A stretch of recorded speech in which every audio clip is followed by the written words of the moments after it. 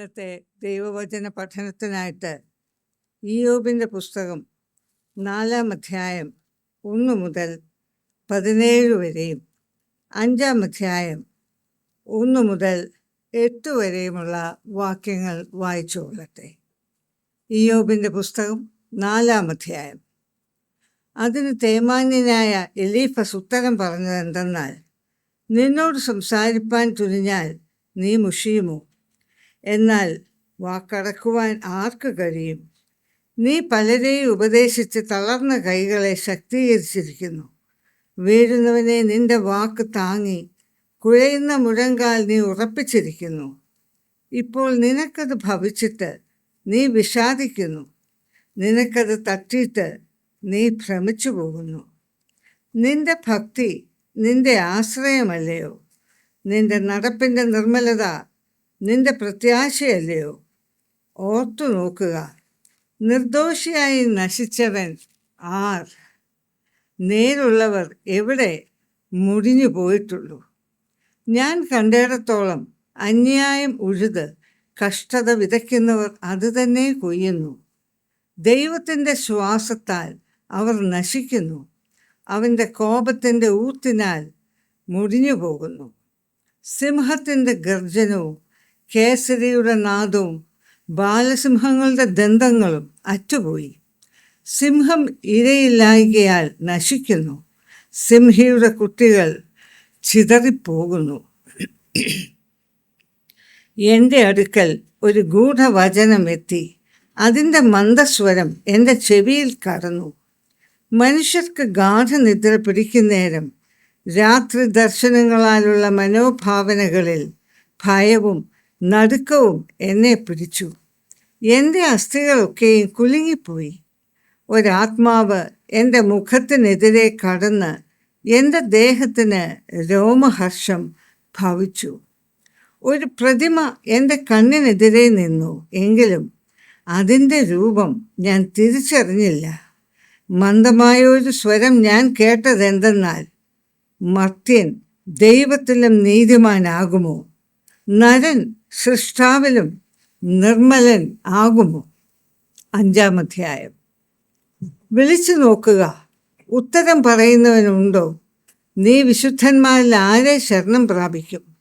നീരസം ഭോഷനെ കൊല്ലുന്നു, ഈർഷ്യ മൂഢനെ ഹിംസിക്കുന്നു. മൂഢൻ വേരൂന്നുന്നത് ഞാൻ കണ്ട് ക്ഷണത്തിൽ അവൻ്റെ പാർപ്പിടത്തെ ശപിച്ചു. അവൻ്റെ മക്കൾ രക്ഷയോടകന്നിരിക്കുന്നു, അവർ രക്ഷകനില്ലാതെ വാതിൽക്കൽ വെച്ച് തകർന്നു പോകുന്നു. അവൻ്റെ വിളവ് വിശപ്പുള്ളവൻ തിന്നുകളയും, മുള്ളുകളിൽ നിന്നും അതിനെ പറിച്ചെടുക്കും. അവരുടെ സമ്പത്ത് ദാഹമുള്ളവർ കപ്പിക്കളയും. അനർത്ഥം ഉത്ഭവിക്കുന്നത് പൂഴിയിൽ നിന്നല്ല, കഷ്ടത മുളയ്ക്കുന്നത് നിലത്തു നിന്നുമല്ല. തീപ്പൊരി ഉയരെ പറക്കും പോലെ മനുഷ്യൻ കഷ്ടതയ്ക്കായി ജനിച്ചിരിക്കുന്നു. ഞാനോ ദൈവത്തിങ്കലേക്ക് നോക്കുമായിരുന്നു, എൻ്റെ കാര്യം ദൈവത്തിങ്കൽ ഏൽപ്പിക്കുമായിരുന്നു. ഈ വചനങ്ങളാൽ ദൈവം നമ്മെ അനുഗ്രഹിക്കട്ടെ. ദൈവം നമ്മുടെ ഹൃദയങ്ങളോട് സംസാരിക്കട്ടെ. ദൈവത്തിൻ്റെ അതിപരിശുദ്ധ നാമം വാഴ്ത്തപ്പെടുമാറാകട്ടെ. പാടി ആരാധിക്കാൻ ദൈവം നമുക്ക് കൃപ തന്നു. കർത്തൃ ശുശ്രൂഷയെക്കുറിച്ച് നമുക്ക് പ്രിയ ജോൺ തോമസിൽ കൂടെ ചില കാര്യങ്ങൾ മനസ്സിലാക്കാനായി കർത്താവ് അവസരം തന്നു. ദൈവവചനം നാം വായിച്ച് കേട്ടു. 4ഉം 5ഉം അധ്യായത്തിൻ്റെ വിവിധ ഭാഗങ്ങൾ നാം ചിന്തിക്കുമെങ്കിലും സമയത്തിൻ്റെ പരിമിതി കൊണ്ടാണ് ചില വാക്യങ്ങൾ മാത്രം വായിച്ചത്. കർത്താവ് നമ്മോട് സംസാരിക്കേണ്ടതിന് പ്രാർത്ഥനയോടെ ഇരിക്കണം എന്ന് പ്രത്യേകം ഓർപ്പിക്കുക. വേദപുസ്തകത്തിൽ വിരളമായി വായിക്കപ്പെടുന്ന പുസ്തകം ഇയ്യോബിൻ്റെ പുസ്തകം. അതുമാത്രമല്ല, വായിച്ചാൽ അത് ഉള്ളിലേക്കൊന്ന് മനസ്സിലാക്കിയെടുക്കാൻ വളരെ പ്രയാസമുള്ള ഒരു പുസ്തകമാണ്. അതുകൊണ്ട് പലപ്പോഴും നാം അതിനെ ഒഴിവാക്കി മുന്നോട്ട് പോകാനായി ശ്രമിക്കും.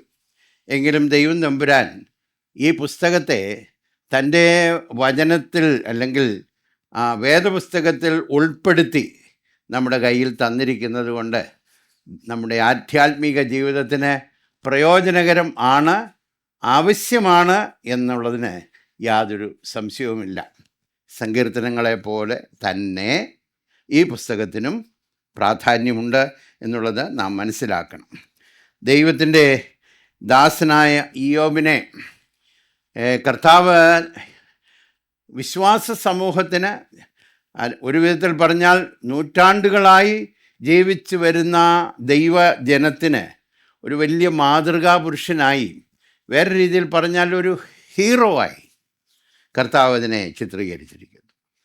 അതുകൊണ്ടാണ് ആദ്യവാക്യങ്ങളിലൊക്കെ കർത്താവ് തന്നെ ഈ പ്രകീർത്തിച്ച് എൻ്റെ ദാസനായ ഇയ്യോബിനെ പോലെ യഹോവ ഭക്തനും നിഷ്കളങ്കനും പാപത്തോട് വേർവിട്ട് ജീവിക്കുന്നവനുമായ ദൈവദാസൻ എന്ന് വിശേഷിച്ച് എടുത്തു പറയാനായിട്ട് ഇടയായി.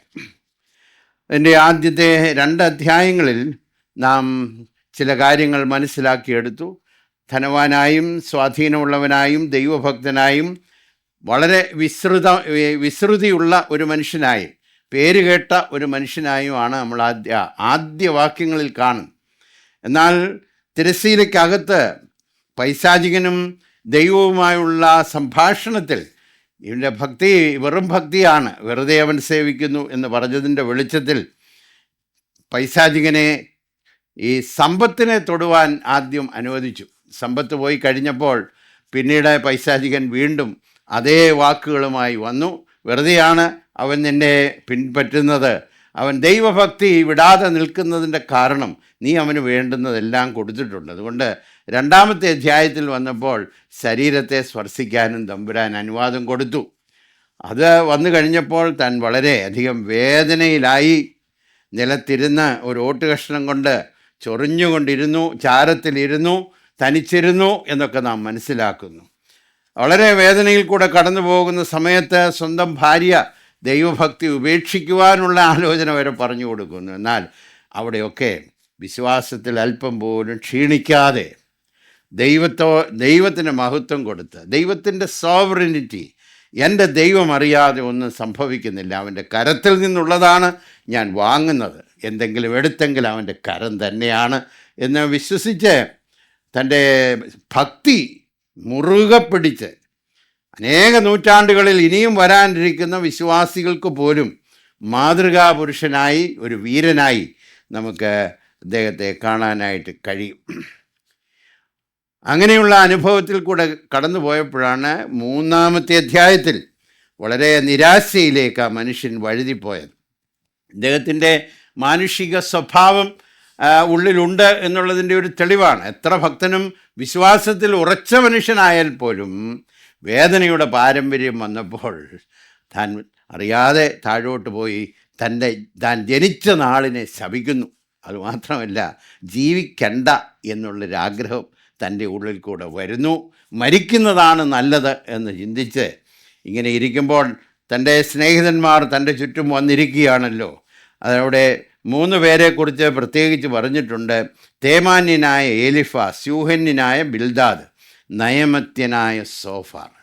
അവർ പല ദിക്കിൽ നിന്നാണ് അവർ ഒരുമിച്ച് വന്ന് ഇയ്യോബിനോടുകൂടെ 7 ദിവസം നിശബ്ദരായിരുന്നു. വേദനയിൽ ഒരു വിധത്തിൽ പറഞ്ഞാൽ പങ്കാളിയായി. എന്നാൽ അത് കഴിഞ്ഞപ്പോൾ ഇയ്യോബിൻ്റെ ഈ നിലവിളിയും പ്രാർത്ഥനയും ഒക്കെ കണ്ടു കഴിഞ്ഞപ്പോൾ എലിഫാസ്, തേമാന്യനായ എലിഫാസ് പ്രതികരിക്കും. വിശ്വാസികളുടെ ജീവിതത്തിൽ കഷ്ടത വരുന്നു എന്നുള്ളത് യാഥാർത്ഥ്യമാണ്. അതിന് നമുക്ക് വേറെ എങ്ങും തെളിവ് കൊണ്ട ഓരോ ഭവനങ്ങളിലേക്കൊക്കെ ഒന്ന് എത്തി നോക്കിയാൽ മതി. എന്നാൽ ആ സന്ദർഭത്തിൽ വേദന കൂട്ടുന്നൊരു കാര്യമാണ് നമ്മുടെ ചുറ്റുമുള്ള ആളുകളുടെ, വിശേഷാൽ സഹവിശ്വാസികളുടെ വാക്കുകൾ. ആശ്വസിപ്പിക്കുന്ന വാക്കുകൾ പറയുന്നവരുണ്ടാകും. എന്നാൽ നല്ല ഉദ്ദേശത്തോടെ പോലും ഈ 3 സഹോദരങ്ങളെ പോലെ പറയുന്ന ചില കാര്യങ്ങൾ ഏറെ വേദനിപ്പിക്കുന്ന അനുഭവങ്ങൾ അനേക ഭവനങ്ങളിൽ, സമൂഹത്തിൽ ഉണ്ടായിട്ടുണ്ട് എന്നുള്ളതിന് യാതൊരു സംശയമില്ല. ചില ആപത്തോ വിപത്തോ നഷ്ടങ്ങളോ ഒക്കെ വരുമ്പോൾ അവരുടെ ആത്മീക ജീവിതത്തെക്കുറിച്ച് ഒരഭിപ്രായം പറയുക. ഈ കാണുന്നത് പോലെയൊന്നും അല്ല, എന്തോ മറഞ്ഞു കിടപ്പുണ്ട്.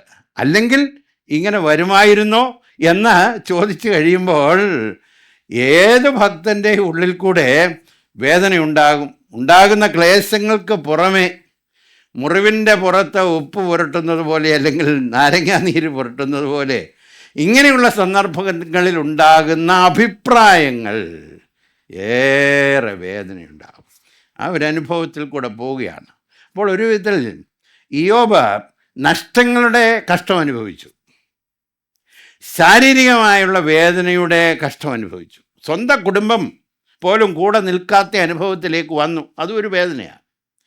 എന്നാൽ ഇപ്പോൾ മാനുഷികമായ വാക്കുകൾ അദ്ദേഹത്തിൻ്റെ ജീവിതത്തെ തുളച്ച് കയറുകയാണ്. എന്നാൽ ഇവിടെ ഒന്നും ഇയ്യോബ് വാടിപ്പോകുന്നില്ല. വേദനകളുടെ വാക്കുകൾ അറിയാതെ പറയുന്നുണ്ടെങ്കിലും നമുക്ക് ഈ പുസ്തകത്തിൻ്റെ അവസാനം വരുമ്പോൾ ഇയ്യോബിൻ്റെ ജീവിതത്തിന് ദൈവം വരുത്തിയ സമാപ്തി, അങ്ങനെയാണല്ലോ പുസ്തകത്തിൻ്റെ അവസാനം പറഞ്ഞിരിക്കുക. എത്ര അനുഗ്രഹിക്കപ്പെട്ട അനുഭവമാണ്. അതുകൊണ്ടാണ് ഈ പുസ്തകം നമുക്ക് വേണ്ടി ദൈവം തന്നിരിക്കുന്നത്. നമ്മുടെ വിശ്വാസ ജീവിതത്തിൽ ഉണ്ടാകുന്ന പരിശോധനകളെക്കുറിച്ച് മനസ്സിലാക്കാൻ. സാധാരണഗതിയിൽ അതുണ്ടാകുമ്പോൾ ഏത് മനുഷ്യൻ്റെ ഉള്ളിൽ ഉണ്ടാകുന്ന ഒരു ചോദ്യം, എന്തുകൊണ്ട് ഭക്തന്മാർക്ക് ഈ പരിശോധന ഉണ്ടാകും? വീണുപോയ ലോകത്തിൽ പാർക്കുന്ന മനുഷ്യന് രോഗങ്ങളും പ്രയാസങ്ങളും ഉണ്ടാകും. എന്നാൽ ദൈവഭക്തിയോടെ ജീവിക്കുന്നവർക്ക് എന്തുകൊണ്ട് ഇതുണ്ടാകുന്നു? Why godly suffer? നൂറ്റാണ്ടുകളായിട്ടുള്ളൊരു ചോദ്യമാണിത്. അതിന് ഈ പുസ്തകത്തിനകത്ത് ഉത്തരമുണ്ടോ എന്ന് ചോദിച്ചാൽ ഉത്തരമില്ല. എന്നാൽ ഇതിൻ്റെ നടുവിൽ എങ്ങനെ ജീവിച്ച് മുന്നോട്ട് പോകണം എന്ന് ഈ പുസ്തകത്തിനകത്ത് ഉത്തരവുണ്ട്. How to go through days of suffering. ഒരു വിശ്വാസിയുടെ ജീവിതത്തിൽ എന്തുകൊണ്ട് കഷ്ടത വരുന്നു അറിഞ്ഞുകൂടാ. അതിന് പല ഉദ്ദേശങ്ങളുണ്ട്, നമുക്കറിയാം. എന്നാൽ പൂർണ്ണമായി നമുക്ക് അറിഞ്ഞുകൂടാ. അംശമായി മാത്രം അറിയുന്ന ദൈവമക്കളാണ് നമ്മളെന്നുള്ളത് എപ്പോഴും ഓർത്തുകൊള്ളണം. ഇപ്പോൾ നാം കടമഴിയായി കാണുന്നു, അംശമായി മാത്രം അറിയുന്നു. ഇതിനെക്കുറിച്ചും അംശമായിട്ടേ അറിയുന്നുള്ളൂ. എന്നാൽ ഒരു ദിവസം പൂർണ്ണമായിട്ട് അറിയും. അപ്പോൾ അംശമായി അറിയുമ്പോൾ നമ്മുടെ മനസ്സിൽ പല ചോദ്യങ്ങൾ ഉണ്ടാകും. അതുകൊണ്ട് ഈ ഇതിലേക്ക് നോക്കാം. 4 മുതൽ 37 വരെയുള്ള അധ്യായങ്ങളിൽ ഈ 3 സഹോദരന്മാരും പിന്നീട് അവസാനത്തെ അധ്യായങ്ങളിൽ, അതായത് 32 മുതൽ 37 വരെയുള്ള അധ്യായങ്ങളിൽ ഏലിഹു എന്ന് പറയുന്ന ഒരു വ്യക്തിയും കൂടെ കടന്നു വരുന്നുണ്ട്. തേമാന്യനായ എലിഫാസ്.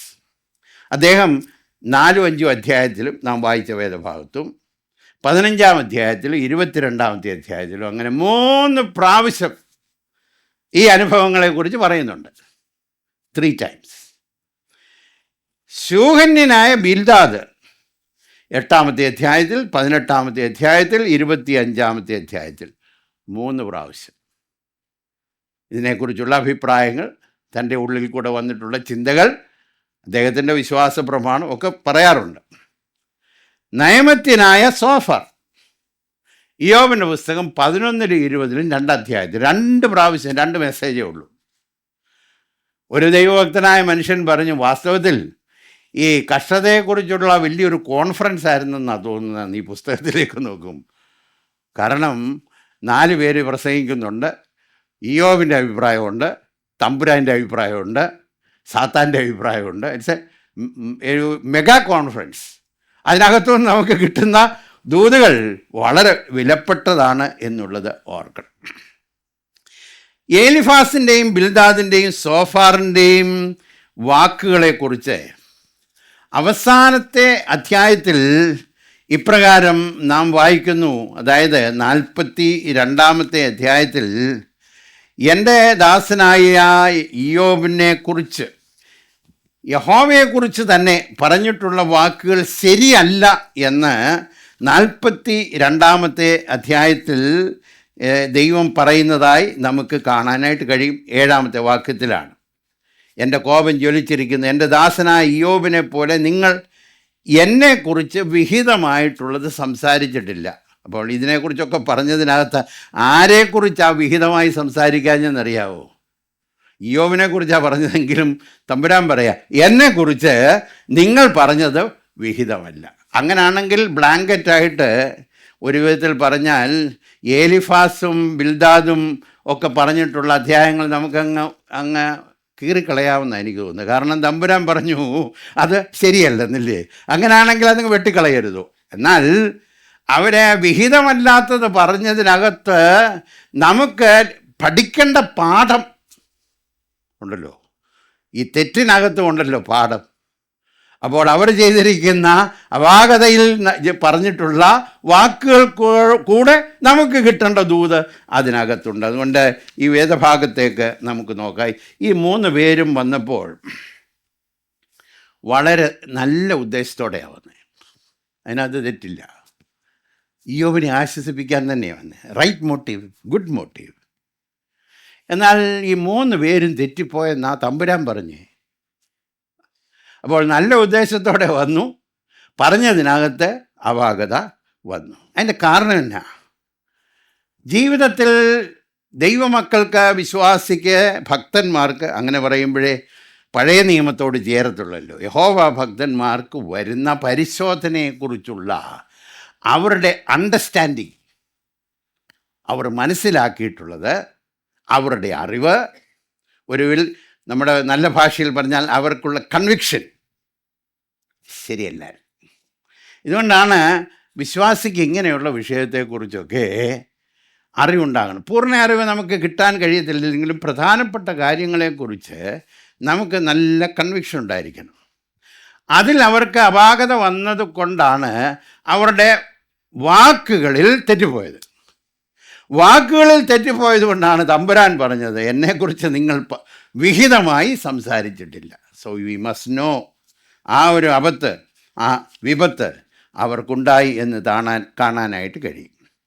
ആരംഭം കുറിക്കുന്നത് 3-ാമത്തെ അധ്യായത്തിൽ ഇയ്യോബ് പറഞ്ഞ നിലവിളിയുടെ വാക്കുകൾക്ക് മറുപടി പറയാൻ ആരംഭിക്കുന്നത് തേമാന്യനായ എലിഫാസാണ്. അദ്ദേഹം പ്രായമുള്ളൊരു മനുഷ്യനാണ് എന്ന് തോന്നുന്നു. 32-ാം അധ്യായത്തിൻ്റെ 6-ാമത്തെ വാക്യത്തിൽ ഏലിഹുവിനെ കുറിച്ച് ഒരു വ്യക്തി പറഞ്ഞിരിക്കുന്ന ഒരു ടീനേജ് കഴിഞ്ഞതേ ഉള്ളെന്നാണ്. അതായത് വളരെ ചെറുപ്പക്കാരനാണ് എന്നാണ് പറഞ്ഞിരിക്കുന്നത്. അപ്പോൾ ഏലിഹു പറയുന്നത് ഞാൻ പ്രായം കുറഞ്ഞവനും നിങ്ങൾ വൃദ്ധന്മാരും ആകുന്നു എന്ന് പറഞ്ഞിട്ടുണ്ട്. അതുമാത്രമല്ല, ഞങ്ങളുടെ ഇടയിൽ നരച്ചവരും വൃദ്ധന്മാരുമുണ്ട്, നിൻ്റെ അപ്പനേക്കാൾ പ്രായം ചെന്നവർ തന്നെ എന്ന് 15-ാമത്തെ അധ്യായത്തിൻ്റെ 10-ാമത്തെ വാക്യത്തിൽ പറഞ്ഞിട്ടുണ്ട്. Very elderly people. അപ്പോൾ പരിചയസമ്പന്നരായ ആളുകളാണ് ഈ 3 പേരും എന്നുള്ളതിന് സംശയമില്ല. അവരാണ് ഈ ആശ്വസിപ്പിക്കാനായി വന്നത്. ഇവിടെ ആരംഭിക്കുന്നത് തേമാന്യനായ എലിഫാസ്. തേമാന്യൻ എന്ന് പറയുമ്പോൾ തേമാൻ ദേശത്ത് നിന്നാണ്. ആ ദേശത്തെക്കുറിച്ച്, അതായത് യോർദാൻ്റെ കിഴക്കാണ് എന്നാണ് പറയുന്നത്. ആ ദേശത്തെക്കുറിച്ച് പഴയ കാലം മുതൽ ഈ ബുദ്ധിജീവികളുള്ള കാലം എന്നാണ് പറഞ്ഞത്. അറിവ് ധാരാളമുള്ളവർ, ഇദ്ദേഹവും ധാരാളം അറിവുള്ള മനുഷ്യനാണെന്ന് അദ്ദേഹത്തിൻ്റെ സംസാരം കേൾക്കുമ്പോൾ നമുക്ക് മനസ്സിലാവും. നോളജബിൾ മാൻ. അദ്ദേഹമാണ് ആദ്യം സംസാരിക്കാനായി തുടങ്ങുന്നത്. സംസാരിക്കുമ്പോൾ ആരംഭിക്കുന്നത് ഇങ്ങനെയാണ്. ഈ സംസാരിക്കാൻ അറിവ് മാത്രം പോരാ, അതിനുള്ളൊരു പ്രത്യേക കഴിവൂടെ വേണം. തേമാന്യനായ ഈ എലിഫാസ് സംസാരിക്കാൻ തുടങ്ങിയപ്പോൾ പെട്ടെന്ന് വിഷയത്തിലേക്ക് കയറിയില്ല. ഇയ്യോബിനെ ഒരു വിധത്തിൽ ഒന്ന് പുകഴ്ത്തിയും ഹൃദയത്തെ ഒന്ന് തണുപ്പിച്ചും കൊണ്ടാണ് തുടങ്ങുന്നത്. ഈ കുഞ്ഞുങ്ങൾക്ക് മരുന്ന് കൊടുക്കുമ്പോൾ കയ്യിൽ ഒരു സ്പൂണിനകത്ത് ഷുഗറും കൊണ്ട് കാണിച്ചുകൊണ്ട് മരുന്ന് കൊടുക്കുന്നത് പോലെ ഈ had something in his hand. നോക്കിയ തേമാന്യനായ എലിഫാസ് ഉത്തരം പറഞ്ഞത് എന്തെന്നാണ്. ആദ്യം തന്നെ അദ്ദേഹം പറഞ്ഞു, ഞാൻ സംസാരിപ്പാൻ തുടങ്ങിയാൽ നീ മുഷിയുമോ എന്ന് പറഞ്ഞാൽ, ഞാൻ പറയുമ്പോൾ നിനക്ക് ശാന്തമായിരുന്ന് എന്നെ ഒന്ന് കേൾക്കാമോ അതായത് നിൻ്റെ സംസാരം ഒന്ന് നിർത്തുമോ, will you stop talking and listen to me എന്നാണ് പറഞ്ഞത്. എന്നിട്ട് ഉടനെ പറയുന്നത് ശ്രദ്ധിച്ചു നോക്കി, 4-ാം അധ്യായത്തിൻ്റെ 3-4 വാക്ക്, നീ പലരെയും ഉപദേശിച്ചു, തളർന്ന കൈകളെ നീ ശക്തീകരിച്ചു, വീഴുന്നവരെ നിൻ്റെ വാക്ക് താങ്ങി, മുഴങ്കാൽ നീ, അതായത് കുഴയുന്ന മുഴങ്കാൽ നീ ഉറപ്പിച്ചിരിക്കുക. ഗ്രേറ്റ് മാൻ. ഇത് കേൾക്കുന്നത് തന്നെ ഒരു സന്തോഷമാണ്. 4 പ്രത്യേക സ്വഭാവമുണ്ടോ? ഇയ്യോബിനെ കുറിച്ച് പറയുകയാണ്, നീ ഉപദേശിക്കുവാൻ സമർത്ഥനായിരുന്നു, തളർന്നുപോയ കൈകളെ നീ ശക്തീകരിച്ചു, വളരെ ബലപ്പെടുത്തിയവനാണ്, വീഴുന്നവരെ നിൻ്റെ വാക്കുകൊണ്ട് നീ താങ്ങി, കുഴയുന്ന മുഴങ്കാൽ നീ ഉറപ്പിച്ചു. അപ്പോൾ ഒരു വിധത്തിലൊന്ന് പ്രൈസ് ചെയ്ത് ഒന്ന് ഉയർത്തിയതിന് ശേഷമാണ് ഉടനെ വിഷയത്തിലേക്ക് വരുന്നത്. ഇത്രയും നല്ല വാക്ക് പറഞ്ഞേച്ച് ഉടനെ പറയുകയാണ്. ഇത്രയൊക്കെ ഉണ്ടെങ്കിലും നിനക്ക് ഭവിച്ചിട്ട് നീ വിഷാദിക്കുന്നു. ഇപ്പം നിനക്ക് ഇങ്ങനെയുള്ളത് വന്നു കഴിഞ്ഞു. നീ വളരെ താങ്ങിയതാണ്, വീണവരെയൊക്കെ നിന്റെ കരം കൊണ്ട് താങ്ങിയതാണ്, നീ അവരെയൊക്കെ ഉപദേശിച്ചതാണ്, നീ ബലപ്പെടുത്തിയതാണ്, കുഴഞ്ഞ മുഴങ്കാലുകളെയൊക്കെ നീ ബലപ്പെടുത്തിയ. But when it happen to you, നിനക്കിത് സംഭവിച്ചപ്പോൾ ഇപ്പം നീ വിഷാദിക്കുന്നു. അപ്പോൾ നീ ഒരു ടീച്ചറാണെങ്കിലും നീ ഉപദേശിക്കുന്ന ഉപദേശത്തിനനുസരിച്ച് നിനക്ക് ജീവിക്കാൻ കഴിയുന്നില്ല എന്നുള്ളത് പരോക്ഷമായി അങ്ങോട്ട് പറയുക കേട്ടോ. ഒരു വിധത്തിൽ ഈ പരോക്ഷമായി പറയുന്നതാണ് ഈ നേരെ പറയുന്നതിനേക്കാൾ പ്രയാസം. യോബിനത് മനസ്സിലായിട്ടുണ്ടെന്ന് യാതൊരു സംശയവും ഇല്ല. അത് മാത്രമല്ല, നോക്കിക്കാട്ടെ 5-ാമത്തെ വാക്യത്തിൽ, നിനക്ക് അത് തട്ടിയിട്ട് നീ ഭ്രമിച്ച് പോകും. ഉടനെ 6-ാമത്തെ അധ്യായത്തിൽ അതിൻ്റെ ആരംഭഭാഗത്ത് പറയുക, നിൻ്റെ ഭക്തി നിൻ്റെ ആശ്രയമല്ലയോ. നിൻ്റെ ഭക്തി വലിയ ആശ്രയമല്ലായിരുന്നു, നിൻ്റെ ഭക്തി വളരെ ഫേമസ് അല്ലേ. യഹോവാഭക്തൻ ഇതുപോലെ യഹോവാഭക്തൻ ഇല്ലെന്ന് പറഞ്ഞ് ഇതിൽ ആശ്രയിച്ച നിനക്ക് ഇത് ഭവിച്ചു കഴിഞ്ഞപ്പോൾ നീ ഭ്രമിച്ചിരിക്കുകയല്ലേ. അപ്പോൾ നിൻ്റെ ഭക്തി നീ പറഞ്ഞതുപോലെ ഉണ്ടായിരുന്നു, ശരിയല്ലയോ? ഭക്തി നിൻ്റെ ആശ്രയമായിരുന്നു, പക്ഷേ ഇപ്പോൾ ഇത് നിനക്ക് സംഭവിച്ചപ്പോൾ നീ ഇപ്പോൾ ഭ്രമിച്ചു പോകുന്നു. ഇങ്ങനെയുള്ള മുറിപ്പെടുത്തുന്ന വാക്കുകൾ പറയാനുള്ള കാരണം, ഈ തേമാന്യനായ ഏലിഫാസിന് ഈ ലോകത്തിൽ വരുന്ന കഷ്ടതയെക്കുറിച്ചുള്ള കാഴ്ചപ്പാട് പൂർണ്ണമായി, അതായത് ദൈവികമായൊരു അറിവ് വേണ്ടും പോലെ ഇല്ലാതെ പോയതുകൊണ്ടാണ്. ഒരു കാര്യം അദ്ദേഹത്തിന് അറിയാം, 5-ാം അധ്യായത്തിൻ്റെ 7-ാമത്തെ വാക്യത്തിൽ, തീപ്പൊരി ഉയരെ പറക്കുന്നത് പോലെ മനുഷ്യൻ കഷ്ടതയ്ക്കായി ജനിച്ചിരിക്കുന്നു. ലോകത്തിൽ കഷ്ടമുണ്ടെന്നുള്ളൊരു കാര്യം അദ്ദേഹത്തിന് നന്നായിട്ട് അറിയാമായിരുന്നു. There is trouble in the world അദ്ദേഹം സംബന്ധിച്ചു. എന്നാൽ അദ്ദേഹത്തിൻ്റെ മനസ്സിലുണ്ടായിരുന്ന ഒരു വിശ്വാസം ഇങ്ങനെയായിരുന്നു. 4-ാം അധ്യായത്തിൻ്റെ 7-ാം വാക്യം നോക്കി, ഓർത്ത് നോക്കുക, നിർദോഷിയായി നശിച്ചവൻ ആരാ? നിർദോഷിയായി ജീവിച്ചാൽ അവൻ നശിച്ചിട്ടുണ്ടോ? നേരുള്ളവർ എവിടെയാ മുടിഞ്ഞു പോയിട്ടുള്ളത്? അപ്പോൾ അതിനകത്തുനിന്ന് നാം മറിച്ച് ചിന്തിക്കണം. നശിച്ചെങ്കിൽ അതിൻ്റെ അർത്ഥം നീ വേണ്ടും പോലെ നിർദോഷിയല്ലായിരുന്നു എന്നാ. കുടുംബം മുടിഞ്ഞു പോയെങ്കിൽ അതിൻ്റെ അർത്ഥം നേരുള്ളവനല്ല എന്നാ. അപ്പോൾ വളരെ ഡയറക്റ്റായിട്ടാണ് പറയുന്നത്. നിർദോഷിയായി നശിച്ചവൻ ആരാ? യോബിൻ്റെ ഹൃദയത്തിൽ കൂടെ എന്ത് കടന്നുപോയെന്ന് നമുക്കറിഞ്ഞുകൂടാ കേട്ടോ. അദ്ദേഹം പറഞ്ഞ്, ഞാൻ ഇങ്ങനെ പറയാനുള്ള കാരണമുണ്ട്. നോക്കാട്ടെ, 4-ാം അധ്യായത്തിൻ്റെ 8-9 വാക്യം, എവിടെ നിന്നാണ് ഈ അറിവ് വന്ന്? ഞാൻ കണ്ടിടത്തോളം, ആ വാക്ക് ശ്രദ്ധിച്ചോ, ഞാൻ കണ്ടിടത്തോളം എന്ന് പറഞ്ഞാൽ ഒരുപാട് കാര്യം കണ്ടിട്ടുണ്ട്.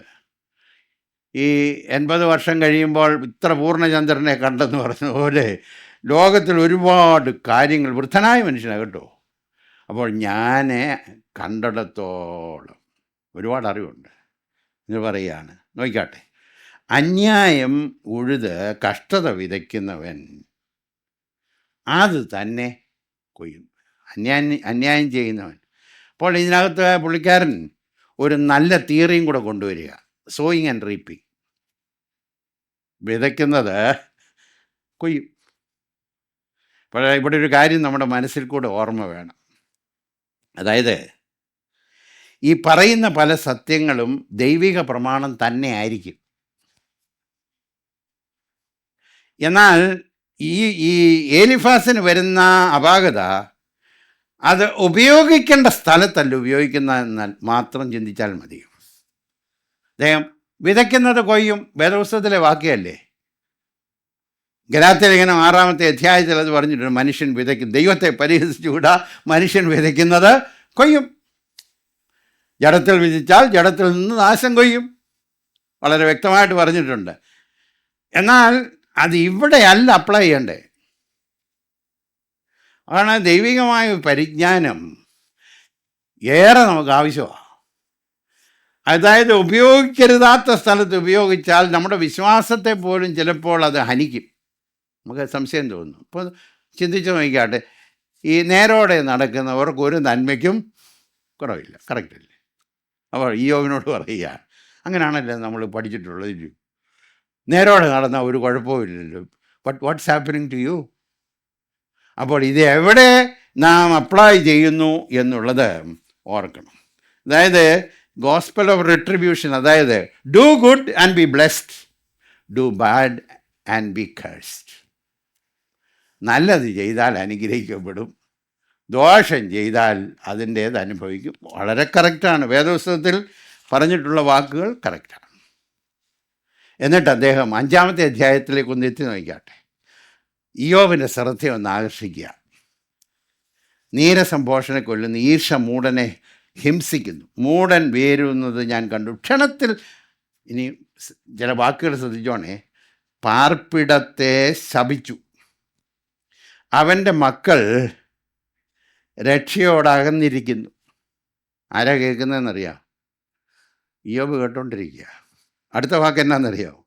അവരുണ്ടല്ലോ, ഈ മക്കളെ രക്ഷകനില്ലാതെ വാതിൽക്കൽ വെച്ച് തകർന്നു പോകുന്നു. എങ്ങനെയുണ്ട് വാക്കുകൾ? അദ്ദേഹം പറഞ്ഞു, ഞാൻ പല കാര്യങ്ങൾ കണ്ടിട്ടുണ്ട്, ഈ കണ്ടിട്ടുള്ളൊരു കാര്യം പറയട്ടെ എന്ന് പറഞ്ഞിട്ടാണ് പാർപ്പിടം ശപിക്കപ്പെട്ട ആളുകൾ. 1-2 അധ്യായത്തിലേക്ക് നോക്കിയാൽ നമുക്ക് വളരെ വ്യക്തമായിട്ട് കാണാം, ഇല്ലയോ? രക്ഷയോടകന്നിരിക്കുന്ന കുഞ്ഞുങ്ങൾ, രക്ഷകനില്ലാതെ നശിച്ചുപോയ കുഞ്ഞുങ്ങൾ, സെയിം പീപ്പിൾ. അപ്പോൾ ഇയ്യോബിനെ നേരെ വിരച്ചുകൊണ്ടുക. അപ്പോൾ നിൻ്റെ ഭക്തിക്ക് എന്തോ ഒരു കുഴപ്പമുണ്ട്. നിൻ്റെ അർത്ഥം പറഞ്ഞു വരുന്നത് എന്നാണെന്നറിയാമോ? നിൻ്റെ ഉള്ളിൽ എന്തോ മറഞ്ഞിരിക്കുന്ന പാപമുണ്ട്. There is a hidden sin. പറഞ്ഞു പോയാൽ ന്യായമായി ലോകത്തിൻ്റെ അറിവിൽ നല്ലതെന്ന് തോന്നുന്നില്ലയോ? 8-ാമത്തെ അധ്യായം 13-ാം വാക്യത്തിലും 15-ാമത്തെ അധ്യായത്തിൻ്റെ 34-ാം വാക്യത്തിലും 20-ാമത്തെ അധ്യായത്തിൻ്റെ 5-ാമത്തെ വാക്യത്തിലും ഇയ്യോബിൻ്റെ ജീവിതത്തെ പരോക്ഷമായി പറയുന്നുണ്ട്. ദൈവത്തെ മറക്കുന്ന എല്ലാവരുടെയും പാത അങ്ങനെ തന്നെ. വഷളൻ എന്നാണ് ഇവിടെ ഉപയോഗിച്ചിരിക്കുന്നത്, അൺഗോഡ്ലി എന്നാണ് ഇംഗ്ലീഷിൽ ഉപയോഗിച്ചത്. ആശ നശിച്ചു പോകുന്ന അൺഗോഡ്ലി എന്ന് പറഞ്ഞാൽ, നീ ഭക്തനാണെന്ന് പറഞ്ഞെങ്കിലും ഇങ്ങനെയുള്ളതൊക്കെ സംഭവിക്കുമ്പോൾ അതിൻ്റെ അർത്ഥം നീ ഭക്തനാണോ? മറഞ്ഞിരിക്കുന്ന, ഒരു വിധത്തിൽ പറഞ്ഞാൽ ഇയ്യോബേ, നിൻ്റെ ഭക്തി കപടഭക്തിയാണോ? ഏറെ വേദനിക്കത്തില്ലയോ? Job is accused of hypocrisy. ഇത് ഇയ്യോബിൻ്റെ പുസ്തകത്തിലേക്കൊന്നും നോക്കണ്ട. നമ്മുടെ വിശ്വാസികളുടെ ഇടയിൽ, ഭവനങ്ങളിൽ എന്തെങ്കിലും ഒരു അനിഷ്ട സംഭവം നടന്നാൽ ഉടനെ അതിനെ നന്നായിട്ട് അപഗ്രഥം ചെയ്ത് അവരുടെ അറിവിൽ ചില കാര്യങ്ങൾ, അഭിപ്രായമൊക്കെ പറയും. നമ്മൾ ചിന്തിക്കുന്ന പോലൊന്നും അല്ല കേട്ടോ.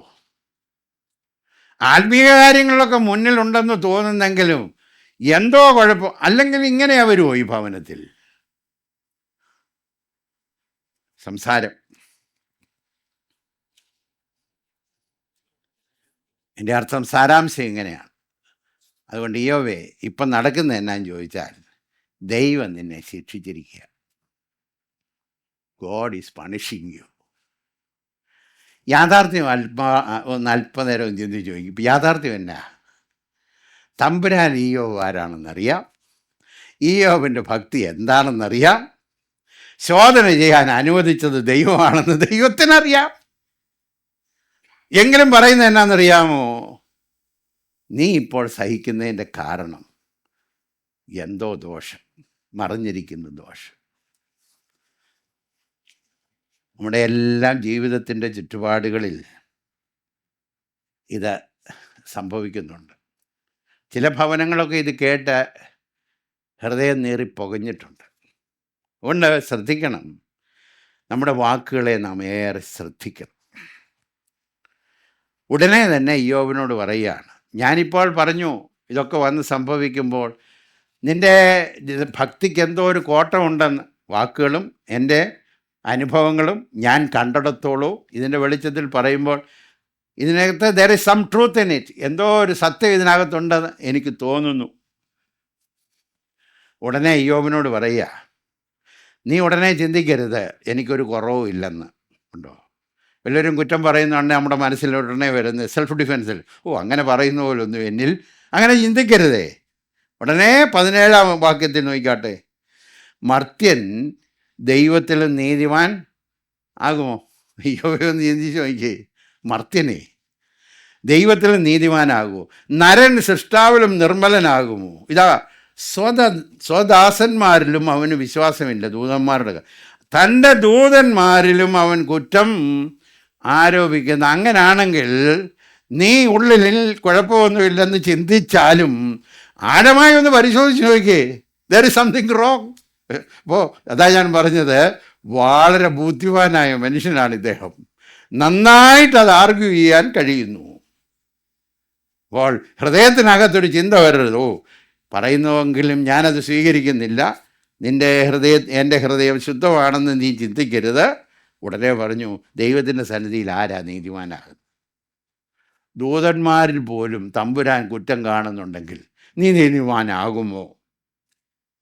ഇത് ഇയ്യോബിന് നന്മ ആഗ്രഹിച്ചുകൊണ്ട് പറയുന്ന കേട്ടോ. അതുകൊണ്ട് ഉടനെ അദ്ദേഹത്തിൻ്റെ മറുപടി അതിൻ്റെ എന്താണ് ചെയ്യേണ്ടത് എന്ന് പറയുന്നത് നോക്കിക്കാട്ടെ. 5-ാമത്തെ അധ്യായത്തിൻ്റെ 8-ാമത്തെ വാക്ക്, വാട്ട് ഷുഡ് ബി ഡൺ പറയാണ്. ഞാനായിരുന്നെങ്കിൽ, ഈ അവസ്ഥയിൽ ഞാനായിരുന്നെങ്കിലേ, ഉടനെ പറയുക, ഞാനോ ദൈവത്തിങ്കിലേക്ക് നോക്കുമായിരുന്നു. കേട്ടോ, പറയുന്ന എല്ലാം വാസ്തവത്തിലേ ഒന്നാം തരം സന്ദേശം ഇല്ലയോ? വിതച്ചാ കൊയ്യും. ദൈവം നോക്കുമ്പോൾ നീതിമാൻ ആരുമില്ല. അപ്പോൾ അനുഭവിക്കുന്നതിൻ്റെ കാരണം എന്തോ കുഴച്ചിലുണ്ട്. കറക്റ്റ്, ഈ പറഞ്ഞതെല്ലാം ശരിയാണ്. അദ്ദേഹം പറഞ്ഞു, എല്ലാം പറഞ്ഞ് നിൻ്റെ അവസ്ഥയിൽ ഞാനായിരുന്നെങ്കിൽ ഞാനേ ദൈവത്തിങ്കിലേക്ക് നോക്കുമായിരുന്നു. അതിന് കാരണം അദ്ദേഹം പറഞ്ഞിട്ടുണ്ട്. നോക്കിക്കാട്ടെ, 5-ാമത്തെ അധ്യായത്തിൻ്റെ 9, 10, 11 അതായത് ദൈവം ആരാഞ്ഞുകൂടാത്ത വൻകാര്യങ്ങളും അസംഖ്യമായ അത്ഭുതങ്ങളും ചെയ്യുന്നു. അത്ര വലിയവനാകട്ടോ. അതുകൊണ്ടാണ് ഞാൻ അങ്ങോട്ട് തിരിയുമായിരുന്നു. പിന്നെ അവൻ ഭൂതലത്തിൽ മഴ പെയ്യ്ക്കുന്നു, അനുഗ്രഹിക്കുന്നവനാ. വയലുകളിലേക്ക് വെള്ളം വിടുന്നു. അത് മാത്രമല്ല, അവൻ താണവരെ ഉയർത്തുന്നു. ഞാൻ തിരിയാനുള്ള കാരണം, അപ്പോൾ അദ്ദേഹം പറയുകയാണ്, ഞാൻ ദൈവത്തിങ്കിലേക്ക് തിരിയാൻ കാരണം ഇത്ര നല്ല ദൈവമായി ദൈവം. ശരിയല്ലയോ അദ്ദേഹം പറഞ്ഞത്? അതുമാത്രമല്ല, ദുഃഖിക്കുന്നവരെ രക്ഷയിലേക്ക് കയറ്റുന്നു. അതുകൊണ്ടാണ് പറഞ്ഞത്, ഞാനായിരുന്നെങ്കിൽ നിന്നെപ്പോലെ ഇങ്ങനെ കരഞ്ഞുകൊണ്ടിരിക്കുകയില്ലായിരുന്നു, ഞാൻ എൻ്റെ ദൈവത്തിങ്കിലേക്ക് തിരിയുമായിരുന്നു. ഒരു കാരണം കൂടെ അദ്ദേഹം പറഞ്ഞു. നോക്കിക്കാട്ടെ, 5-18 നോക്കിക്കാട്ടെ. അവൻ മുറിവേൽപ്പിക്കുകയും മുറിവ് കെട്ടുകയും അവൻ ചതയ്ക്കുകയും തൃക്കൈ പൊറിപ്പിക്കുകയും ചെയ്യുന്നു. ഇതിൽ കൂടുതലൊരു മെസ്സേജ് ഇയ്യോബിന് വേണോ? മുറിഞ്ഞാൽ മുറിവ് കെട്ടുന്നൊരു ദൈവമുണ്ടെന്ന്, ചതഞ്ഞാലും പൊറുപ്പിക്കുന്നൊരു ദൈവമുണ്ട്. അതുകൊണ്ട് ഞാനായിരുന്നെങ്കിൽ എന്ത് ചെയ്തേനെന്നറിയാമോ? ഈ എലിപ്പസ് പറയുകയാണ്, ഞാൻ ദൈവത്തിങ്കിലേക്ക് തിരിയുമായിരുന്നു. എങ്കിലും അവസാനം 42-ാമത്തെ അധ്യായത്തിൽ പറഞ്ഞിരിക്കുന്നത്, നിങ്ങൾ എന്നെക്കുറിച്ച് പറഞ്ഞത് വിഹിതമല്ലെന്നാണ്. എന്തുകൊണ്ടാണ് ഇങ്ങനെ ഈ മനുഷ്യൻ പറയാൻ കാരണം? ഇത്രയും കാര്യങ്ങൾ കണ്ടിട്ടുണ്ടെങ്കിലും പരിചയമുണ്ടെങ്കിലും why did he say like that? നോക്കിക്കാട്ടെ. ഒന്ന്, അദ്ദേഹത്തിൻ്റെ വിശ്വാസം അടിസ്ഥാനപ്പെട്ടിരുന്ന അനുഭവങ്ങളിൽ നിന്നുണ്ടാകുന്ന ഒരു വിശ്വാസ സംഹിതയുണ്ട്. ജീവിതാനുഭവങ്ങളിൽ നിന്ന് ജീവിതത്തിൽ നല്ലത് ചെയ്യുമ്പോൾ അനുഗ്രഹിക്കപ്പെടുന്നു, അത് കണ്ടിട്ടുണ്ട്. അങ്ങനെയുള്ള ഭവനങ്ങൾ അനുഗ്രഹിക്കപ്പെടുന്നത് കണ്ടിട്ടുണ്ട്. എക്സ്പീരിയൻസ് ഉണ്ടോ? അനുഭവങ്ങളിൽ നിന്നുണ്ടാകുന്നൊരു വിശ്വാസം. അനേക വിശ്വാസികൾക്ക് ഇതിൻ്റെ ഒരു ഭാഗം ഉള്ളിലുണ്ട്. നമ്മുടെ വിശ്വാസം അനുഭവങ്ങളിൽ നിന്നല്ല, നമ്മുടെ വിശ്വാസം ദൈവികമായ വെളിപ്പാടിൽ നിന്നായിരിക്കണം. അനുഭവങ്ങൾ നമ്മളെ വഞ്ചിക്കാൻ സാധ്യതയുണ്ട്, നല്ലതാണെന്ന് തോന്നും. നമ്മുടെ വിശ്വാസം ദൈവികമായ വെളിപ്പാട്, പ്രത്യേകിച്ച് വിശ്വാസികളായ നമുക്ക് ഈ പുസ്തകത്തിനകത്ത് നിന്നുള്ളത് മാത്രമേ നമ്മുടെ വിശ്വാസത്തിന് അടിസ്ഥാനമായി. നല്ലൊരു സാക്ഷ്യം കേൾക്കുമ്പോൾ അത് നല്ല കാര്യമാണ്. എങ്കിലും എൻ്റെ വിശ്വാസത്തിൻ്റെ അടിസ്ഥാനം ഞാൻ കേൾക്കുന്ന സാക്ഷ്യമല്ല. അനുഗ്രഹിക്കപ്പെട്ടൊരു സാക്ഷ്യം കേട്ടു, കർത്താവ് നടത്തിയതിനെക്കുറിച്ച് കേട്ടു, ഞാൻ സ്തോത്രം ചെയ്തു. പക്ഷെ എൻ്റെ വിശ്വാസം ഉറയ്ക്കുന്നത് അദ്ദേഹത്തിൻ്റെ അനുഭവത്തിലല്ല, ഇനിയും ഒരിക്കൽ എനിക്കുണ്ടായ അനുഭവത്തിലുമല്ല. എൻ്റെ വിശ്വാസം ഉറയ്ക്കുന്നത് എൻ്റെ ദൈവം വെളിപ്പെടുത്തി തന്നിരിക്കുന്ന ദൈവത്തിൻ്റെ വചനത്തിലായിരിക്കണം. Only then we will stand. അപ്പോൾ അദ്ദേഹത്തിന് ഒന്നാമത് പറ്റിയത് അതാണ്. ഇനി നോക്കിക്കാട്ടെ, ഞാൻ കണ്ടിടത്തോളം, അതാണ് 4-ാം അധ്യായത്തിൻ്റെ 8-ാം വാക്യം. അന്യായം ഉഴുത് കഷ്ടത വിതയ്ക്കുന്നവൻ അത് തന്നെ കൊയ്യുന്നു. I have seen that. അദ്ദേഹം പറഞ്ഞു, ഇതാണ് എൻ്റെ അനുഭവം. 2, ഇദ്ദേഹത്തിന് ഒരു പ്രത്യേക അനുഭവം ഉണ്ടായെന്നൂടെ 4-ാമത്തെ അധ്യായത്തിൻ്റെ 12 മുതൽ 16 വരെയുള്ള വാക്യങ്ങളിൽ അദ്ദേഹം പറയുകയാണ്, എൻ്റെ അടുക്കലേ ഒരു ഗൂഢവചനം എത്തി. ആ വാക്യത്തിൽ ശ്രദ്ധിച്ചു നോക്കിക്കോണം. അതിൻ്റെ മന്ന സ്വരം എൻ്റെ ചെവിയിൽ കടന്നു. ഉണ്ടോ? സ്പിരിച്വൽ എക്സ്പീരിയൻസാണ്. മനുഷ്യർക്ക് ഗാഠനിദ്ര പിടിക്കുന്ന നേരം രാത്രി ദർശനങ്ങളാലുള്ള മനോഭാവനകൾ ഭയവും നടുക്കവും എന്നെ പിടിച്ച് എൻ്റെ അസ്ഥികളൊക്കെയും കുലുങ്ങിപ്പോയി. ഇനി അടുത്ത വാക്ക് ശ്രദ്ധിച്ചോണേ, ഒരാത്മാവ്. അങ്ങനെ പറഞ്ഞിട്ടുള്ളൂ കേട്ടോ, ദൈവത്തിൻ്റെ ആത്മാവെന്നൊന്നും പറഞ്ഞില്ല. ഒരാത്മാവ് എൻ്റെ മുഖത്തിന് നേരെ കടന്നു, എൻ്റെ ദേഹത്തിന് രോമഹർഷം പോയി. അയ്യോ, ആത്മാവ് ഇങ്ങോട്ട് കടന്നു പോയപ്പോൾ ഉണ്ടല്ലോ, എൻ്റെ രോമമൊക്കെ അങ്ങനെ എഴുന്നേറ്റ് നിന്നൊരു വളരെ എന്തൊരു വികാരഭരിതമായ അനുഭവമായിരുന്നല്ലോ, വൈകാരികമായ അനുഭവം എനിക്കുണ്ടായി. ഒരു പ്രതിമ എൻ്റെ കണ്ണിൻ്റെ നേരെ നിന്നു, എങ്കിലും അതിൻ്റെ രൂപം ഞാൻ തിരിച്ചറിഞ്ഞില്ല. മന്ദമായൊരു സ്വരം ഞാൻ കേട്ടു. അപ്പോൾ ഒരു സ്പെഷ്യൽ സ്പിരിച്വൽ എക്സ്പീരിയൻസ്, സ്പിരിറ്റ് വേൾഡുമായിട്ടായിരിക്കുമെന്ന് ഞാൻ ചിന്തിക്കുക, എനിക്ക് പൂർണ്ണമായിട്ട് അറിഞ്ഞുകൂടാ. അപ്പോൾ അദ്ദേഹത്തിന് അങ്ങനെ ഒരു അഭിപ്രായം ഉണ്ടായി. അപ്പോൾ അദ്ദേഹത്തിൻ്റെ വിശ്വാസം ഉറയ്ക്കുന്നത് അനുഭവ പരിചയത്തിൽ നിന്ന്. 2, സ്പെഷ്യലായിട്ടുള്ള തൻ്റെ ജീവിതത്തിലുണ്ടായ ഒരു ആത്മീക അനുഭവം കേട്ടോ. 3, അദ്ദേഹത്തിന് മറന്നുപോയൊരു കാര്യം. എന്തെല്ലാം അറിവുണ്ടായാലും നമ്മുടെ അറിവ് പരിമിതമാണ്. ഞാനതൊന്ന് വർണ്ണിക്കാൻ ആഗ്രഹിക്കുന്നു. ഇയ്യോബിൻ്റെ ജീവിതത്തെ നമ്മൾ കണ്ടെന്ന് വിചാരിച്ചു. നമ്മൾ കണ്ടാലും കാണാത്തൊരു വശം ഉണ്ടാകും. എത്ര ഒരു വ്യക്തിയെ അടുത്തറിഞ്ഞാലും നമ്മൾ അറിയാത്തൊരു ഭാഗം അതിനകത്തുണ്ടാകും. എൻ്റെ അർത്ഥം എന്നാണെന്നറിയാമോ? മാനുഷികമായ അറിവ് പരിമിതം ആണ്. അപ്പോൾ ഞാനൊരു അഭിപ്രായം ഒരാളെക്കുറിച്ച് പറയുമ്പോൾ പരിമിതമായ അറിവിൻ്റെ വെളിച്ചത്തിലാണ് ഞാനൊരു അഭിപ്രായം പറയാൻ പോകുന്നത്. ഇയ്യോബിനോട് പറയുകയാണ്, നിനക്കൊക്കെ ഇങ്ങനെ വന്ന് ഭവിക്കാൻ കാരണം എന്തോ മറിഞ്ഞു കിടക്കുന്നൊരു വഷളത്വമുണ്ട്. But he hasn't seen it all. പ്രത്യേകം ഞാൻ പറയാം, തിരശ്ശീലയ്ക്കപ്പുറത്ത് ദൈവവും പൈശാചികമായി ഉണ്ടായ ആലോചനയും സംസാരവും. തേമാന്യനായ എലീഫാസിന് അറിഞ്ഞേകൂടാ. ഈ അറിവില്ലായ്മയുടെ വെളിച്ചത്തിലാണ് കുറ്റം വിധിക്കുന്ന ഒരു അഭിപ്രായം പറഞ്ഞു. അപ്പോൾ എപ്പോഴും നമ്മൾ ഓർക്കണം, ഇതിനകത്തും നമുക്കൂടെ പഠിക്കാൻ ചില പാഠമുണ്ട്. കഷ്ടതയിൽ കൂടെ എങ്ങനെ കടന്നു പോകണമെന്ന് മാത്രമല്ല, വേദനയുടെയും കഷ്ടത്തിൻ്റെയും താഴ്വരയിൽ കൂടെ, നഷ്ടങ്ങളുടെ നടുവിൽ കൂടെ പോകുമ്പോൾ ശാപമാണെന്ന് പറയുന്നതിന് മുമ്പേ ഒന്ന് ചിന്തിച്ചോണേ, നമുക്കറിയാത്തൊരു ഭാഗം അവിടെ ഉണ്ടായിരിക്കാം.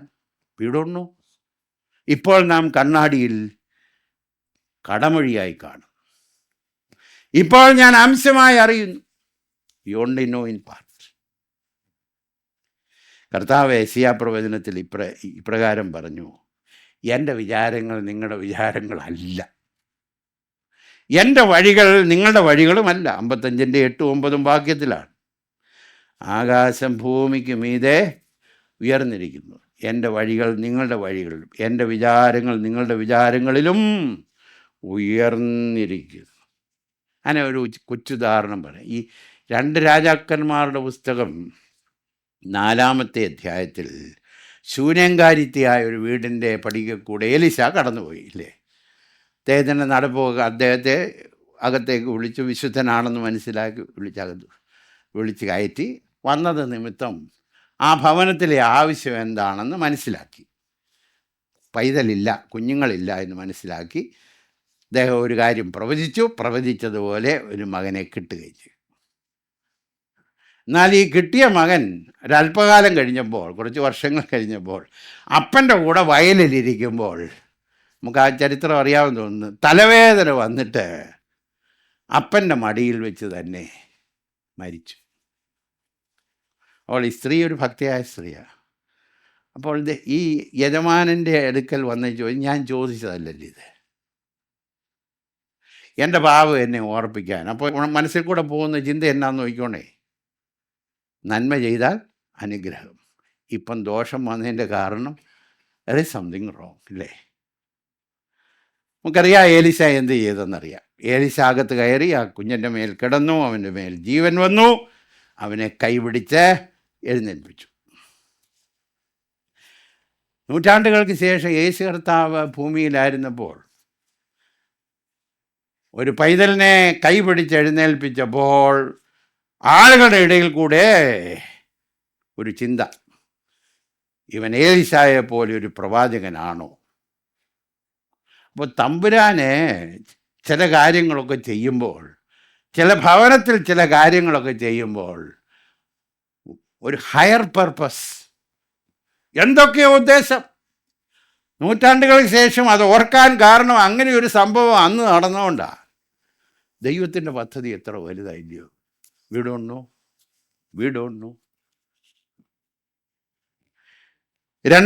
ഒന്നാമത് അദ്ദേഹത്തിൻ്റെ വിശ്വാസ പ്രമാണം അല്ലെങ്കിൽ കൺവിക്ഷനിലുള്ള അപാകത. 2, അറിയാവുന്ന സത്യം, അത് ശരിയെന്ന് തോന്നുന്ന സത്യം തന്നെ തെറ്റായി അല്ലെങ്കിൽ റോങ്ങായി അപ്ലൈ ചെയ്യുമ്പോൾ മനുഷ്യൻ കഷ്ടതയ്ക്കായി ജനിച്ചിരിക്കുന്നു. ആ വാചകം ഒന്ന് ശ്രദ്ധിച്ചു നോക്കി. അവൻ ജനിച്ച് വീഴുന്ന ലോകത്തിൽ കഷ്ടതയുണ്ട്, കറക്റ്റല്ലേ? പക്ഷെ അവൻ ജനിച്ചത് കഷ്ടതയ്ക്കായിട്ടല്ലല്ലോ. ദൈവം മനുഷ്യനെ ഭൂമിയിലാക്കിയത് തൻ്റെ മഹത്വത്തിന് വേണ്ടി. ഏത് മനുഷ്യനും ഇല്ലേ, ദൈവത്തെ മഹത്വപ്പെടുത്താൻ. അപ്പോൾ നോക്കിക്കോണേ, അപ്ലൈ ചെയ്യുന്ന തെറ്റിപ്പോകുന്നു. നമുക്ക് നോക്കാം എന്തായിരിക്കണം നമ്മുടെ കാഴ്ചപ്പാട് അതിനകത്ത്. കഷ്ടതയെക്കുറിച്ച് എലിഫസിൻ്റെ കാര്യം പറഞ്ഞു. ആ ഒരു സത്യ അറിവ് ഉള്ളിലില്ലായിരുന്നത് കൊണ്ട് അരുതാത്ത വാക്കുകൾ, വേദനിപ്പിക്കുന്ന വാക്കുകൾ, ദൈവത്തിന് അനിഷ്ടമായ വാക്കുകൾ. യോബിനെക്കുറിച്ച് പറഞ്ഞത്, അവസാനം പറഞ്ഞത് എന്നെക്കുറിച്ച് വിഹിതമല്ലാത്തത് സംസാരിച്ചെന്ന. അപ്പോൾ അങ്ങനെ സംസാരിക്കാതിരിക്കണമെന്നുണ്ടെങ്കിൽ നമുക്ക് ഈ വിഷയത്തെക്കുറിച്ച് ഒരു നല്ല കാഴ്ചപ്പാട് ഉണ്ടായിരിക്കും. നോക്കിക്കാട്ടെ. ഒന്ന്, ലോകത്തിൽ കഷ്ടങ്ങളുണ്ട്, സംശയിക്കണ്ട. ലോകത്തിൽ നിങ്ങൾക്ക് കഷ്ടങ്ങളുണ്ട്, യേശു തമ്പുരാൻ പറഞ്ഞതാണ് കേട്ടോ, 16:30. എങ്കിലും ധൈര്യപ്പെടുവിൻ, ഞാൻ ലോകത്തെ ജയിച്ചിരിക്കുന്നു. 34 സങ്കീർത്തനത്തിൻ്റെ 19 വാക്യം. നീതിമാൻ്റെ അനർത്ഥങ്ങൾ അസംഖ്യമാവും എന്ന് പറഞ്ഞാൽ അത് തന്നെയല്ലയോ? നീതിമാൻ്റെ അനർത്ഥങ്ങൾ അസംഖ്യമാവും. എന്നാൽ അതിനപ്പുറത്തൊരു വാക്യം കൂടെ ഉണ്ട്. എന്നാൽ യഹോവ അവനെ എല്ലാറ്റിൽ നിന്നും വിടുവിക്കും. Praise the Lord. അപ്പോൾ കഷ്ടങ്ങളുണ്ട് എന്നുള്ളത് യാഥാർത്ഥ്യമാണ്. സഹോദരന്മാരെ, 1 പത്രോസ് 4:12-13, നിങ്ങൾക്ക് പരീക്ഷയ്ക്കായി സംഭവിച്ചിരിക്കുന്ന ഈ അഗ്നിശോധനയിൽ നിങ്ങൾ അതിശയിച്ചു പോകരുത്. Don't be surprised. അപ്പോസ്തല പ്രവൃത്തി 14:22 അപ്പോസ്തലനായ പൗലോസ് പറഞ്ഞു, നാം അനേക കഷ്ടങ്ങളിൽ കൂടെ ദൈവരാജ്യത്തിൽ പ്രവേശിക്കേണ്ടത് ആകുന്നു. അപ്പോൾ അതിനകത്ത് നമുക്കൊരു ഉറപ്പുള്ളൊരു വിശ്വാസം, ലോകത്തിൽ കഷ്ടങ്ങളൊക്കെ ഉണ്ട്. ദൈവമക്കൾക്ക് അത് ഫോർ ദ റൈച്ചസ് പീപ്പിൾ. ഇനി നോക്കിക്കാട്ടെ, അതിനെക്കുറിച്ച് വിശ്വാസികളായ നമുക്ക് വേറൊരു ചില ഉറപ്പുകൾ തിരുവചനം നമ്മെ പഠിപ്പിക്കുന്നു. ഒന്ന്, ദൈവം അറിയാത്ത, യോബിൻ്റെ പുസ്തകം പഠിക്കുമ്പോൾ ഒരു കാര്യം വളരെ വ്യക്തമായി മനസ്സിലായി. ദൈവത്തിൻ്റെ അനുവാദമില്ലാത്ത ഒരു കഷ്ടം പോലും വിശ്വാസിക്ക് വരുന്നില്ല. It comes through his hands. എന്തെങ്കിലും നമ്മുടെ പക്കൽ വരുന്നെങ്കിൽ നമ്മളെ സ്നേഹിക്കുന്ന, നമ്മെ വീണ്ടെടുത്ത നമ്മുടെ കർത്താവിൻ്റെ കരങ്ങളിൽ കൂടെ മാത്രമേ വരത്തുള്ളൂ. ഇയ്യോബിന് പുസ്തകത്തിൽ അത് മനസ്സിലായി. അല്ലാത്തതൊന്നും വരികയില്ല. 2, ഏത് അളവിൽ വരും? ഏതളവിൽ വരും? സഹിപ്പാൻ കഴിയുന്നതിലധികം വരത്തില്ല. ഒന്നാമത്, സഹിപ്പാൻ കഴിയുന്നതിലധികം വരികയില്ല. 1 കൊരിന്ത്യർ 12:10 അത് വളരെ വ്യക്തമായി പറഞ്ഞിട്ടുണ്ട്. അപ്പോൾ എൻ്റെ ജീവിതത്തിലും നിങ്ങളുടെ ജീവിതത്തിലും when God sends affliction, He will never send anything that I cannot bear. എനിക്ക് സഹിക്കാൻ കഴിയുന്നതിലും അധികം എൻ്റെ ദൈവം എനിക്ക് ശോധനയായി അയക്കത്തില്ല. ഇത് നമ്മൾ വിശ്വസിക്കണം. 2, താൻ ഈ ശോധന അയക്കുമ്പോൾ അതിൻ്റെ ഇൻറ്റൻസിറ്റി മാത്രമല്ല, എത്ര നാളുണ്ടെന്നുള്ളത് തമ്പുരാൻ അളന്നേ ഇങ്ങോട്ട് വിടത്തുള്ളൂ. ദൈവം വെളിപ്പാട് പുസ്തകം 2-ാമത്തെ അധ്യായത്തിൽ 10-ാമത്തെ വാക്യത്തിൽ സ്മർന്നയിലെ സഭയോട് ദൂത് പറയുമ്പോൾ പറഞ്ഞു, നിങ്ങൾക്ക് ഒരു പീഡനം ഉണ്ടാകാൻ പോവാ. എന്നോട് ചേർത്ത് പറഞ്ഞു 10 ദിവസം, 10 days. അപ്പോൾ തമ്പുരാൻ്റെ അനുവാദത്തോടുകൂടെ ഉള്ളതേ വരുന്നുള്ളൂ. 2, തമ്പുരാൻ അനുവദിച്ച അളവിലേ വരുന്നുള്ളൂ. 3, തമ്പുരാൻ അനുവദിച്ച സമയത്തേക്കേ വരത്തുള്ളൂ. അതിനപ്പുറത്തേക്ക് ഞാൻ ഇപ്രകാരം പറയാം, ഒരു സെക്കൻഡ് പോലും നിൽക്കത്തില്ല. എത്ര നാളുണ്ട്? God has set a time. അതിനപ്പുറത്ത് ഒരു സെക്കൻഡ് വരത്തില്ല. അതുമാത്രമല്ല, പരീക്ഷയോടുകൂടെ പോക്ക് വഴി ഒരുക്കുന്നൊരു ദൈവമുണ്ട്. പോക്ക് വഴി ഇല്ലാതെ തമ്പുരാൻ തരത്തില്ല. പ്രത്യേകിച്ച് 1 പത്രോസ് 5:10 ഇപ്രകാരം നാം വായിക്കുന്നു, നമുക്ക് വേണ്ടുന്നതായ കൃപ, സർവകൃപാലുവായ ദൈവം നമ്മെ ഉറപ്പിച്ച് ശക്തീകരിക്കും. He will give us grace. ദൈവത്തിൻ്റെ കൃപ വെളിപ്പെടുത്താനുള്ളൊരു സന്ദർഭമാണെന്ന് ഞാൻ വിശ്വസിക്കുന്നു. ഒരു പെൺകുട്ടി ഒരിക്കൽ, അതായത് ക്രിസ്തീയ വിശ്വാസികൾക്ക് വളരെ പീഡനം ഉണ്ടായിരുന്ന ആ കാലഘട്ടത്തിൽ അന്ന് തിളപ്പിച്ച എണ്ണയ്ക്കകത്ത് മുക്കി കൊല്ലുന്നൊരു പതിവുണ്ടായിരുന്നു. അതായത് ക്രിസ്തീയ വിശ്വാസം ഉപേക്ഷിക്കാനായിട്ട് അവരെ പ്രോത്സാഹിപ്പിക്കാനായിട്ട് എണ്ണ തിളപ്പിച്ചിട്ട് വിശ്വാസത്തിൽ നിലനിന്നാൽ തിളയ്ക്കുന്ന എണ്ണയ്ക്കകത്ത് ഇടുക. ഒരു കാലത്തെ പീഡനമൊന്നും നമുക്ക് വർണ്ണിക്കാൻ പോലും ഒക്കത്തില്ല. ഒരു പെൺകുട്ടി അതിനുവേണ്ടി ഏൽപ്പിക്കപ്പെട്ട സമയത്ത് ഇടാൻ പോയ പടയാളികളോട് ഇപ്രകാരം പറഞ്ഞു, എന്നെ പെട്ടെന്ന് ഇടരുതേ, നിങ്ങൾ എടുത്ത് ഒറ്റയടിക്കിട്ടാൽ ഞാൻ പെട്ടെന്ന് അങ്ങ് പോകും, എന്നാൽ സാവധാനത്തിലിട്ടാൽ അതിന് നിൽക്കാനുള്ളൊരു കൃപയുണ്ടെന്ന് നിങ്ങൾ കാണണം. അവളുടെ വിശ്വാസത്തിൻ്റെ വലിപ്പം. Dip me slowly, I can show you the grace that God gives me. അതിനകത്ത് നിൽക്കാൻ കൃപ തരുന്നൊരു ദൈവമുണ്ടെന്ന്. ശരിയല്ലയോ? സ്തേഫാനോസിനെ കല്ലെറിഞ്ഞ് ശരീരത്തിൽ നിന്ന് മാംസകഷ്ണങ്ങൾ പുറത്ത് തെറിക്കുന്ന സമയത്തും അവൻ്റെ മുഖത്തേക്ക് നോക്കിയാൽ ദൈവദൂതനെ പോലെയുള്ള ശോഭ. എത്ര വലുതായില്ലേ ഗ്രേസ് ഓഫ് ഗോഡ്. അപ്പോൾ നമുക്ക് ജീവിതത്തിൽ വിശ്വാസിക്കുണ്ടാകുന്ന ശോധനയെക്കുറിച്ച് നല്ല അറിവ്. ശോധനകളുണ്ട്. തമ്പുരാൻ അനുവദിക്കുന്നതേ വരത്തുള്ളൂ, തമ്പുരാൻ അനുവദിക്കുന്ന അളവിലേ വരത്തുള്ളൂ, തമ്പുരാൻ അനുവദിക്കുന്ന കാലത്തിലേ വരത്തുള്ളൂ. അത് അയക്കുന്ന സമയത്ത് പോക്ക് വഴി തമ്പുരാൻ ഒരുക്കും. ഇതുകൂടാതെ നമ്മെ നിലനിർത്താൻ ദൈവം തൻ്റെ കൃപ നമുക്ക് ധാരാളമായി തരും. ദൈവത്തിന് സ്തോത്രം. എന്നാൽ ദൈവം ലോകത്തിൽ ഈ പീഡനം അല്ലെങ്കിൽ കഷ്ടത അയക്കുമ്പോൾ അവിശ്വാസികൾക്കും അയക്കും. അതയക്കുന്നതിൻ്റെ കാരണം അവരുടെ മാനസാന്തരത്തിന് വേണ്ടിയിട്ടും കൂടാണ്. ചിലപ്പോൾ നല്ലൊരു ഉദാഹരണം 2 ദിനവൃത്താന്തം 33:12-13 നോക്കിയാൽ മനശ്ശെ എന്ന് പറയുന്ന ഒരു രാജാവുണ്ട്. ദൈവത്തിന് അനിഷ്ടമായുള്ളത് ചെയ്ത മനുഷ്യനാണ്, ദൈവത്തെ പ്രസാദിപ്പിക്കാത്ത മനുഷ്യനാണ്. എന്നാൽ ദൈവം അവനെ മാനസാന്തരത്തിലേക്ക് കൊണ്ടുവരാൻ വലിയ പീഡനത്തിൽ കൂടെ അയച്ചു. കഷ്ടത്തിലായപ്പോൾ അവൻ തൻ്റെ ദൈവമായ യഹോവയോട് അപേക്ഷിച്ചു. ഇത് നമ്മൾ ധാരാളം കണ്ടിട്ടുണ്ടല്ലയോ? ധാരാളം കണ്ടിട്ടുണ്ട്. ഈ പ്രിസൺ ഫെലോഷിപ്പ് ആരംഭിച്ചത് ചക്ക് കോൾസൺ എന്ന് പറഞ്ഞൊരു മനുഷ്യനാണ്.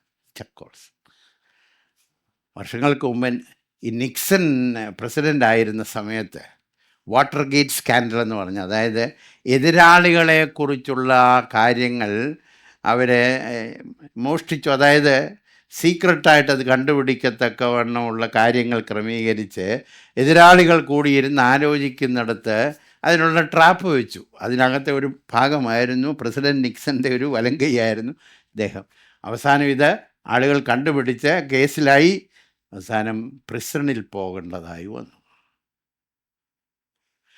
ആ കാലഘട്ടത്തിലാണ് C.S. ലൂയിസിൻ്റെ പുസ്തകങ്ങളിൽ കൂടെ അദ്ദേഹത്തിന് ആളുകൾ കർത്താവിനെ അറിയിച്ചത് നിമിത്തം യേശു കർത്താവിൻ്റെ ഭാഗമായി തീർന്നാൻ കഴിഞ്ഞു. അതുകൊണ്ട് ഇത്ര വലിയൊരു മനുഷ്യൻ ദൈവത്തെ അറിഞ്ഞത് കൊണ്ട് അദ്ദേഹം ആരംഭിച്ചതാണ് പ്രിസൺ ഫെലോഷിപ്പ്. അപ്പോൾ ചിലരുടെ ആളുകളുടെ രൂപാന്തരത്തിലേക്ക് നല്ലൊരു ഉദാഹരണമാണല്ലോ മുടിയനായ പുത്രൻ. വയറ് നിറയാതെ വിശപ്പ് വന്നു കഴിഞ്ഞപ്പോൾ സുബോധം വന്നെന്നാണ് പറയുന്നില്ലേ?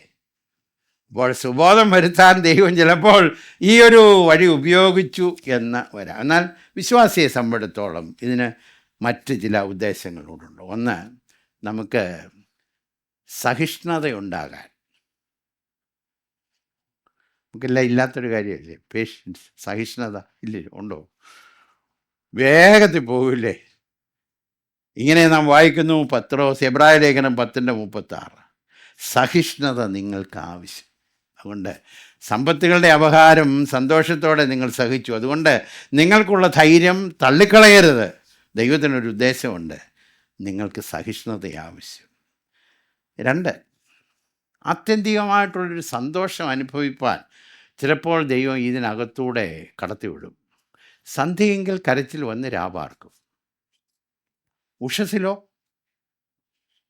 ആനന്ദഘോഷം.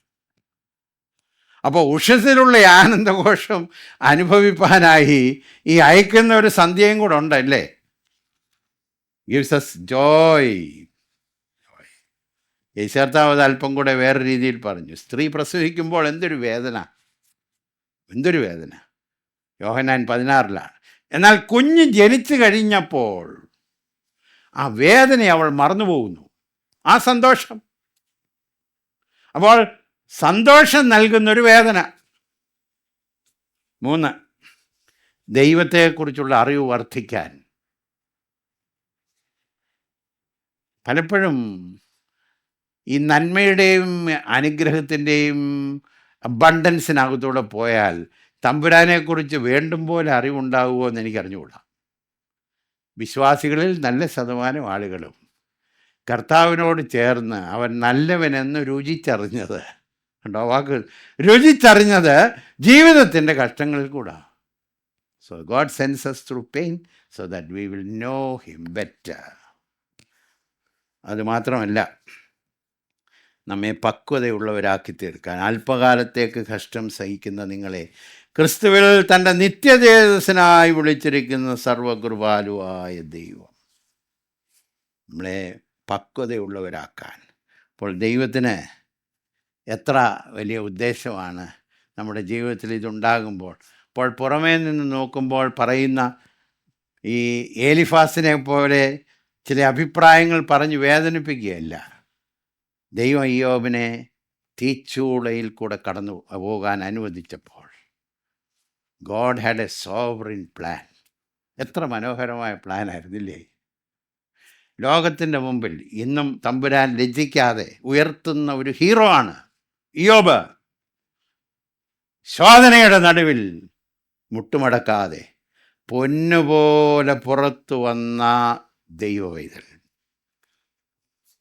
പൊന്നുപോലെ പുറത്തു വന്ന ദൈവത്തിൻ്റെ പൈതൽ.